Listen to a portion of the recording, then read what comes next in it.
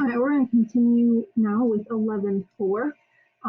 This is going to look into the word problem part of 11.4.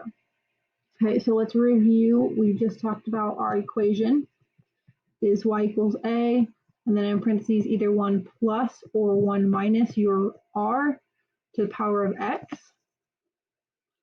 Remember that a is your start or your starting amount.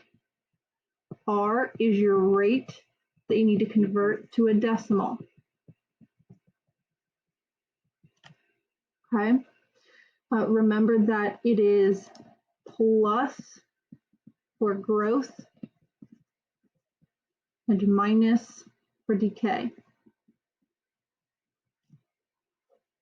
So in your word problems, you're going to have some word or some phrase to let you know if it is growth or if it is decay. It might say it is increasing by 30%. That's growth because it's increasing.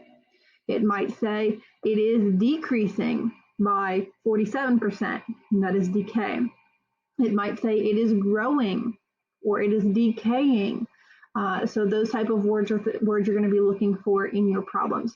There's a couple of words as we go along that I will point out to you to let you know that those are growth or those are decay so that you understand those words or that you know those words.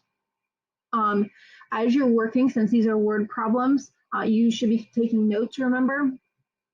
I would highly recommend that as you get to a word problem, you pause the video first and copy the words from the word problem onto your piece of paper so that you have those as you are working later on in your IXL. Okay, so first thing I would recommend is go ahead and copy these things down on your sheet of paper. If you need to, pause this video because you probably need more time to copy it down than what I will give you before I start working. You don't need a space here. So as you're copying, you can copy this down just in the next line. You can copy this down, but then leave some space because we're going to need to answer that question and then copy this part down. So at this time, if you are not done copying, which you're probably not, please go ahead and pause this video until you finish copying, and then we can go through this problem together. Okay, so at this point, you should have it all copied down on your sheet of paper. Also, you do want to have Desmos or some calculator handy as you're working through these. There are going to be a lot of things that you're going to work through, a lot of equations, a lot of problems that are going to have numbers that you are not going to be able to do on your own. You're going to need a calculator for. So, whoops. We're going to start this very similar to how you started in 11.2 of you want to identify what it is that you're starting with. And in this case, you want to identify that rate and if it is a growth or if it is decay. So in 11.2, you identified your starting amount, and then you identified that it said it doubled or it's 1/2 as much. You looked for those numbers. But now you're looking for a rate as well as determining if it is growth or decay. So in our first problem, it says there are currently 5,000 people in a town, and the population is increasing by 14% each year. So you should be able to relatively easily be able to identify that this 5,000 people is your start, which remember is A. You've got your rate, 14% is R, but that remember needs to be turned to a decimal. 14% is 0.14. And then the last part is you need to know if this is increasing or if it is decreasing.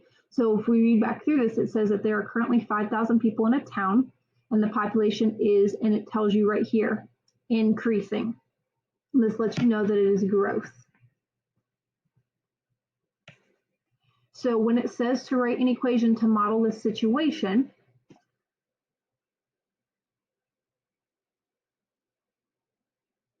this is our form we need. So we have y equals, remember that A is your starting amount. Our starting amount is 5,000. And then in our parentheses, because we have growth, we know that this is going to be a plus sign. So we're going to do 1 plus our rate. So in our parentheses, it's supposed to be 1 plus the rate. But for us, we have our rate is 0.14. So we take 1 plus our 0.14, which gives us 1.14. That's the number that should go inside your parentheses, and then to the power of x.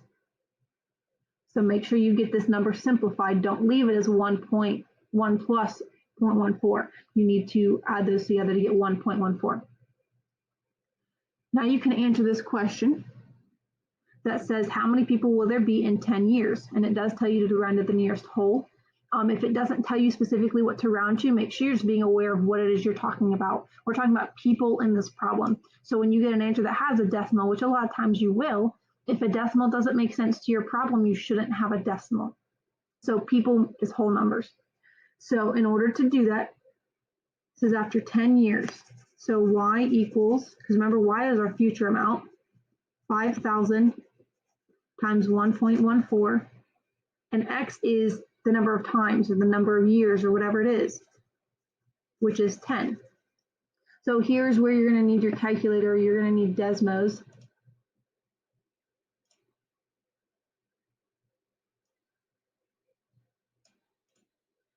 I can type in, let me move this so that I can see it a little bit better. You can type this in. You don't need the y equals part because that's what you're solving for. We want 5,000, 1.14 in parentheses, to the power of 10. And this gives you your value. And it says round to the nearest whole. So I've got this 1 after my decimal, which means it doesn't change. So I've got y equals, oops. I've got y equals 18,536 people. Yeah, make sure you get those labels on there. 18,536 what? In this case, we're talking about people. Okay? All right, moving on to the next one. So same thing here. I need you to pause this video if you need to, so that you can get all these things written down. Once again, you don't need a space here, so you can write this first part out. Very next line, you can write this out, but then you're going to need a little bit of a gap to then write this, and then a little bit of a gap, and then write this. Okay? Pause the video, get all that written down, or at least this, and then pause each time to write each new thing down if you want to. But make sure you get it all written down. So we're going to make sure we're looking for the same things as we're going through. We want to know our starting amount, we want to know our rate, and we want to figure out if this is growing or if this is decaying. So we have a computer that costs $9,000. Oh, sorry, let me repeat that. We've got a computer that costs $900.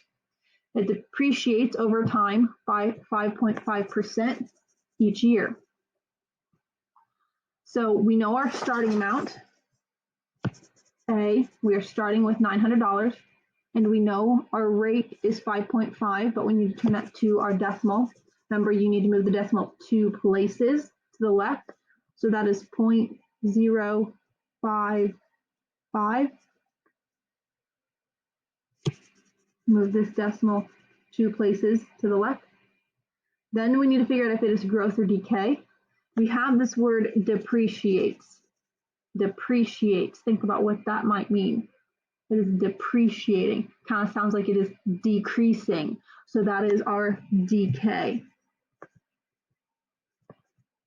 which lets us know we're going to do 1 minus the rate. So in this first part, it says to write the function f of t that models the situation. So that's the same thing when we have our equation y equals a, 1 plus or minus the rate to the power of x. The difference is it just says it wants us to use f of t. So instead of y equals, we need to use f of t. But then everything else can pretty much stay the same. We've got a, which is our starting amount, which is our $900. And then in our parentheses, we need 1 plus the rate or 1 minus the rate. In our case, it is minus since we have a decay. So off to the side, we're going to do 1 minus, and our rate is at 0.055, which then this is another place that you might need a calculator for to figure out this answer. That is 0.945. So that's the number that goes inside your parentheses, 0.945.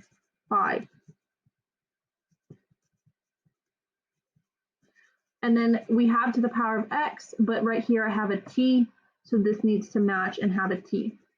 There is your function, your starting amount. It is 1 minus your rate, which is 0.055, which gave you 0.945, and then the power of t, because I have f of t over here. Now it says to calculate f of 4. So we've done that before. To find f of 4, you just plug 4 in for your variable. So we're going to do 900.945 to the power of 4. This is where we go back and look at Desmos and help us get our answer. So I'm going to delete this one. I want 900.945 to the power of 4. Here we get our answer. Now we are talking about what? What is this point for, or what does this f of 4 represent?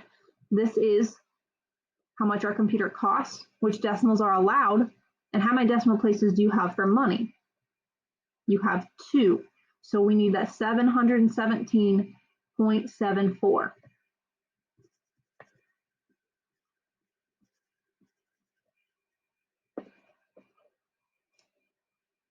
The last part of this says to interpret the meaning of f of 4. So what that means is we need to explain what the 4 and what the 717 and 74 represent. So this is saying after 4 years.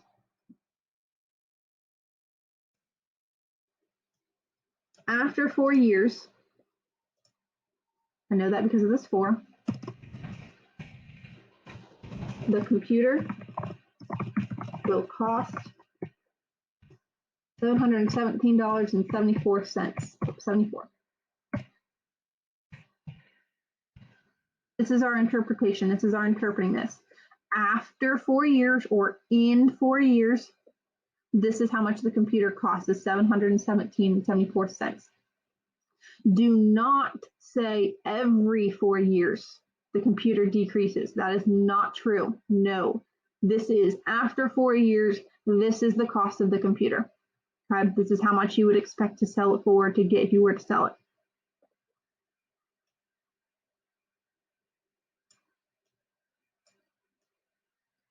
All right, next question. Once again, if you need to, you probably do, you need to pause this video so that you can get this copied down. This little gap here is not needed, so write this down in the next line. You can write this down, but then you do need this gap, and then write this one down. All right, in this problem, it says that when I bought, this should say my, fix that, this should say my, when I bought my house, it was worth $90,000, but I have done work on it, so the value has gone up by 3% each year. So when we write our function, which we want to use h of t, but we can use the same information, same a, then times 1 plus or minus r to the power of x. So we need to figure out our starting amount.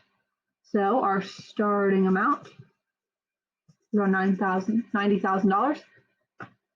We need to figure out r, which is 3%, but when you turn that to a decimal, move it 2 places. 3% is 0.03. And then we need to know if it is growth or if it is decay. It says the value has gone up, which is growth, which tells us we're going to add.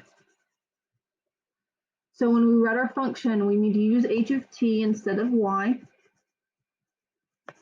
A is our starting amount, which is 90,000. Then we need to either do 1 plus the rate or 1 minus the rate. Because we have growth, we should be adding. So 1 plus the rate of 0.03. Add this together to get 1.03. That's the number that goes inside your parentheses to the power of t. And just like the last one, I use t because here is t. Next part says, how much should I try to sell it for in 15 years? So we're basically trying to find h of 15. So we're going to plug in 15 in for T. Because if you're going to